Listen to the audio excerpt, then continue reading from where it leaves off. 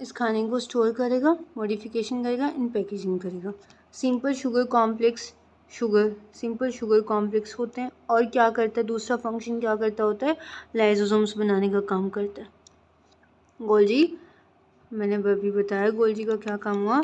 Golgi body क्या काम करता है, सबसे पहले पैकेजिंग का काम करता होता है। ठीक है, नेक्स्ट जो आता है ऑर्गेनली भी हमारे पास लाइसोसोम्स ही आती होती है।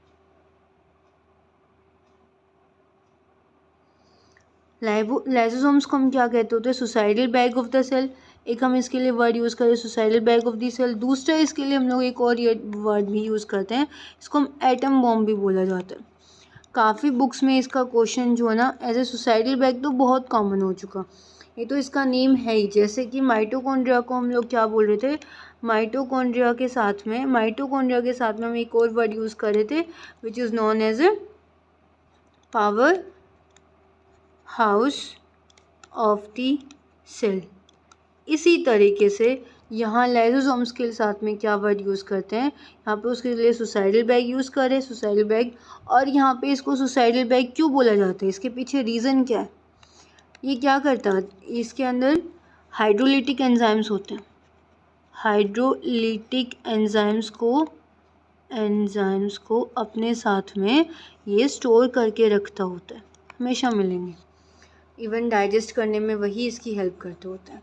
तो अब ये सेल में जैसे प्रेजेंट होता है आपके सेल के अंदर, वहीं पे जैसे फॉर एग्जांपल ER काम अच्छे से नहीं कर रहा, गोल्जी काम अच्छे से नहीं कर रहा, या ये खुद का ही फंक्शन खराब हो रखा है, देन ये क्या कर लेता है, ये अपने आप को ब्रस्ट कर देता है, यानी कि ख़त्म कर देता है, अपने आप को ही डिस्ट्रॉय कर देता है, अपने आप को डिस्ट्रॉय कर लेता है। देन आपका जो सेल होता है वो सेल डेड हो जाता है।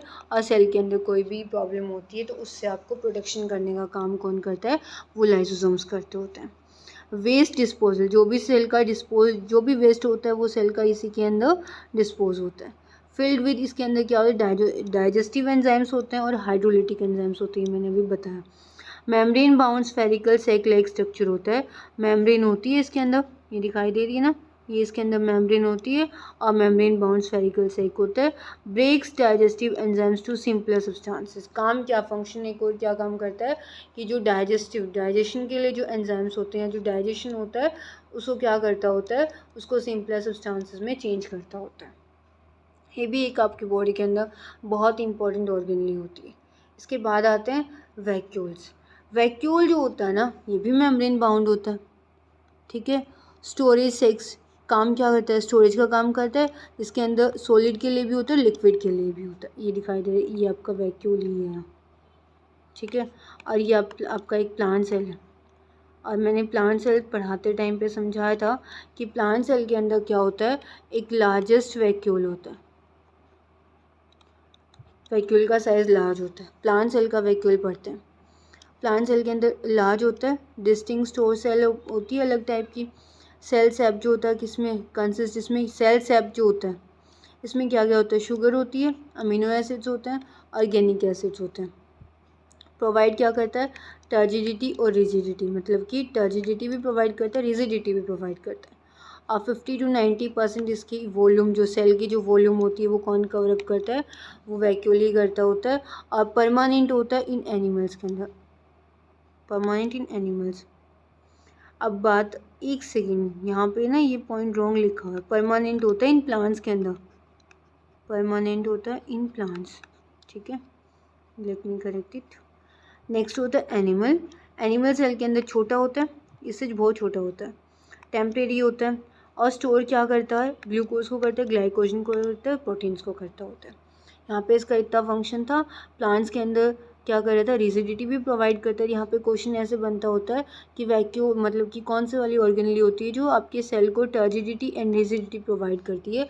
तो ये जो वर्ड्स है ना, ये जो वर्ड्स उठाए हुए हैं यहाँ पे, वो NCERT के डायरेक्ट वर्ड्स उठाए हुए हैं और यहीं से क्वेश्चन आता होता है पेपर में। ठीक है, नेक्स्ट हम देखते हैं, नेक्स्ट जो हमारी ऑर्गेनली है वो क्या है, वो हमारी प्लास्टिड्स है। अब प्लास्टिड्स किसके अंदर होती है, सबसे पहले तो प्लास्टिड किसके अंदर होती है, only in a plant cell, not present in animal cell, because plastids ही आपकी क्या काम करती हैं, प्लास्टिड्स आपका फंक्शन करती होती हैं खाना फोटोसिंथेसिस में, फोटोसिंथेसिस यानी कि अपना खाना खुद बनाने में हेल्प करती हैं प्लास्टिड्स, और प्लास्टिड्स ही आपकी क्या होती हैं, इसके अंदर प्रेजेंट नहीं होती, एनिमल सेल के अंदर प्रेजेंट नहीं होती, बिकॉज एनिमल सेल खाना खुद से नहीं बनाते होते। इनका क्या होता है, खुद का डीएनए होता है, राइबोसोम्स होते हैं। हमारे पास दो ऑर्गेनेल्स ऐसी होती हैं, एक मैंने किसके बारे में बताया आपको, एक हमने बात की थी माइटोकॉन्ड्रिया के बारे में। माइटोकॉन्ड्रिया के पास किसका क्या था, खुद का डीएनए था एंड खुद का ही इट्स ओन राइबोसोम्स थे। सेकेंड जो ऑर्गेनेल है वो हमारी कौन है, वो हमारी प्लास्टिड्स है, जिसके पास ये दोनों चीज़ें खुद की होती हैं।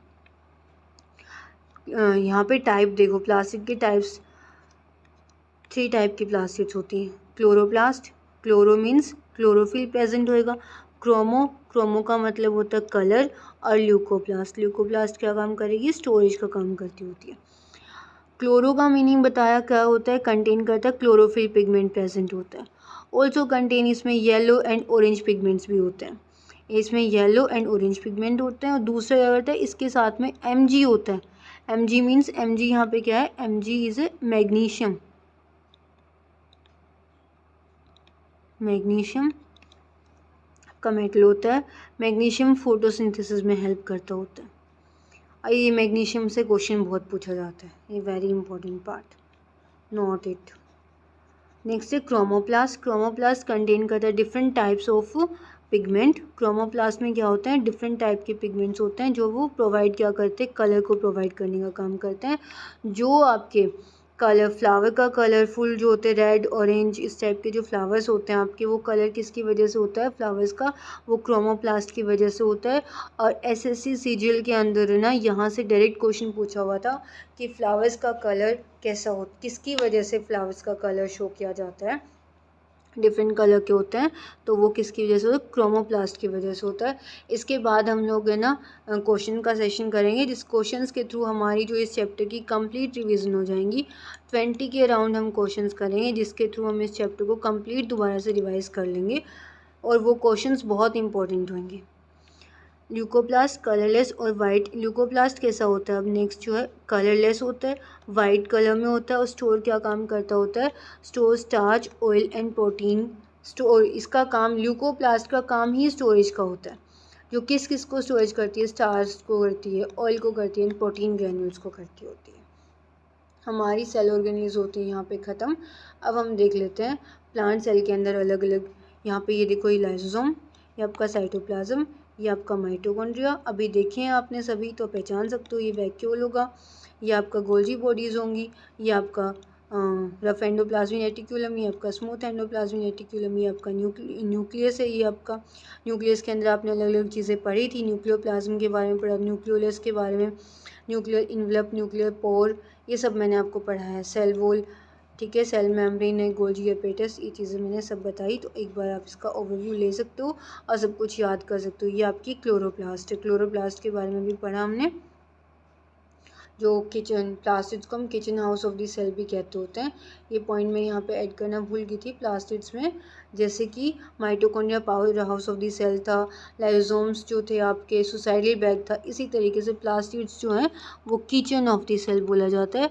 किचन ऑफ द सेल क्यों बोला जाता है, बिकॉज दे फॉर्म फूड, खाना बनाने का काम यही करती होती है। ये हमारा एनिमल सेल है, और एनिमल सेल के अंदर भी हमने अलग अलग शो किया हुआ है। एनिमल सेल के अंदर ये सेंट्रियोल होता है, ये माइक्रोट्यूब्यूल। सेंट्रियोल जो होता है वो आपको प्लांट सेल के अंदर देखने के लिए नहीं मिलेगा, प्लांट सेल के अंदर नहीं होता। डिफ्रेंशिएशन के लिए एक पॉइंट ये भी है, वैक्यूल छोटा था, न्यूक्लियर मेम्ब्रेन होती है, लाइसोसोम्स होते हैं, न्यूक्लियस होता है, mitochondria, nucleus, plasma membrane, rough endoplasmic reticulum, smooth endoplasmic reticulum, ribosomes, Golgi complex and cytoplasm. ठीक है, आया समझ पूरा। नेक्स्ट देखते हैं हम सेल डिवीज़न, हमारा लास्ट टॉपिक है ये, उसके बाद हमारा सेल ख़त्म हो जाएगा। सेल डिवीज़न का मतलब ही क्या होगा, ये सेल हो गया, इस सेल से आपके 2 सेल्स बनते हैं। सेल डिवाइड हो गया, डिवाइड होकर इसने 2 अलग अलग सेल बना ली, इसी को हम क्या कहते होते हैं, division of cell into new cells के अंदर आपका सेल डिवीज़न होता है। अब इस सेल डिवीज़न के रीजंस क्या हैं, किसी भी ऑर्गेनिज्म की ग्रोथ में हेल्प करता है, ठीक है, रिप्लेस करता है ओल्ड सेल को, और जो पुराना सेल था उसको रिप्लेस करेगा, डेड को और जो भी इंजर्ड ख़राब हो जाता है उसको रिप्लेस करने का काम करता है, गैमेट्स की फॉर्मेशन करता होता है। ठीक है, आया समझ।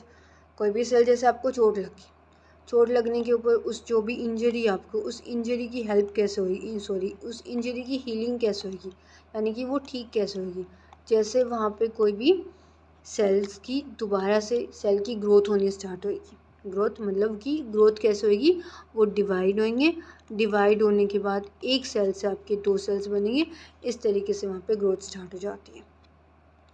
सेल डिवीज़न जो है ना वो 2 टाइप का है। अब 2 टाइप का जो सेल डिवीज़न है वो मैं एक बार आपको पूरा यहीं समझाती हूँ। एक होता है माइटोसिस, दूसरा होता है मियोसिस। अब सबसे पहले हम देखते हैं माइटोसिस जो होता है वो किस नेम से जाना जाता है। माइटोसिस का एक और नेम जो है वो क्या है, इक्वेशनल डिवीज़न भी इसको बोला जाता है।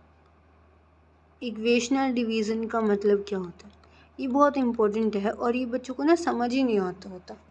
तो एक बार आप इसको ध्यान से सुने, समझ आ जाएगा, इजी है लेकिन थोड़े से कंसंट्रेशन बना के रखें। ये जैसे कि आपके पास आपका सेल है, ये माइटोसिस समझ रहे हैं। माइटोसिस के अंदर क्या होता है, ये पेरेंट सेल हो गया, ये पेरेंट सेल है। अब पेरेंट सेल डिवाइड हो जाएगा, किस में बनेगा, 2 डॉटर सेल्स बनाएगा।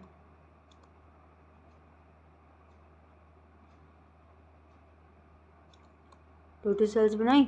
अब ये भी क्या था, 2n थी, 2n का मतलब कि डिप्लॉयड था, 2n का मतलब जेनेटिक मटेरियल इसका कुछ डिवाइड वगैरह नहीं हो रखा था। एक क्रोमोसोम एक सेल के अंदर जो जितना होता है इतना जेनेटिक मटेरियल प्रेजेंट था। अब उतना ही जैसे यहाँ पे 2n था ना, तो ये जो सेल्स हैं, ये जो इसने 2 जो अपनी डॉटर सेल्स बनाई है उसके अंदर भी ये इक्वल अमाउंट में ही आने वाला है। यहाँ पे भी 2n होगा और यहाँ पे भी 2n होगा। इसी वजह से इसको हम इक्वेशनल डिवीज़न कहते होते हैं। और दूसरा क्या बनता है, जिस टाइम पे ये डिवाइड होता है तब क्या करता है, सिर्फ 2 ही डॉटर सेल्स बनाता होता है अपनी। ये इस टाइप की जो डिवीज़न होती है वो हमारी नॉर्मल सेल्स में होती है। नॉर्मल सेल्स यानी कि आपकी जो ग्रोथ, बच्चे की हाइट इंक्रीज़ होती है वो उसमें यही हेल्प करता होता है।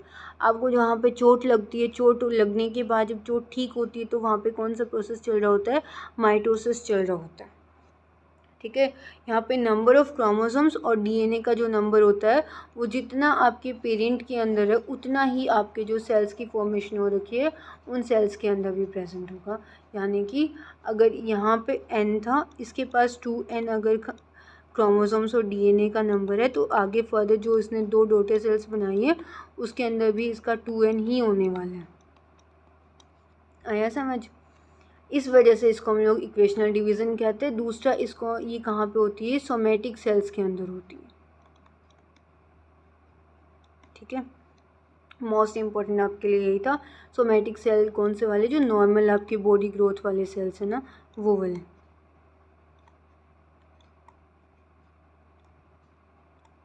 नेक्स्ट है मियोसिस।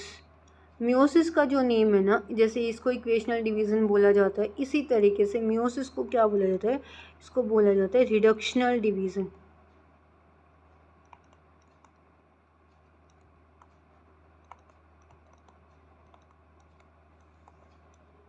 ठीक है, रिडक्शनल डिवीज़न जो होता है वो कैसे होएगा। अब यहाँ पे इसका रिडक्शन किस चीज़ का होता है, यहाँ पे क्रोमोसोम्स और जो डीएनए जेनेटिक मटेरियल है वो हाफ हो जाता है।